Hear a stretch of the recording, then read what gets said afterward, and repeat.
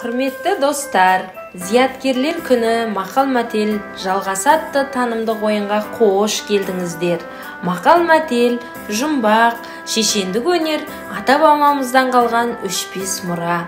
Көлемі жағынан шағын болғанымен мазмұны терең, құны артып, қымбат қазынаға айналып келеді.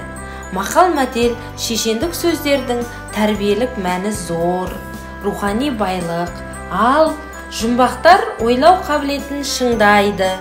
Талаптарына нұр жаусын деген тілек тілейміз. Сауық кешке келіңдер, сөзден маржан терейік, мына бір әнге еріңдер, мақал айтып көрейік. Айтқан ата бабамда арпа бидай ас екен, ас болмайтын адамға алтын күміс тас екен. Сүйсіндірер қауымды өлеңшінің сөз алтын, өнерлі кісі қадірлі, өнерлінің қол алтын. Қайтып кірер есікті қатты жаппа тегіңді, екі елі қақпақ десіпті, елі толмас ерінге. Алғыс сөз көп халықта, іле жүрер құлаққа, ізденген жетер мұратқа, ізденуден жалықпа.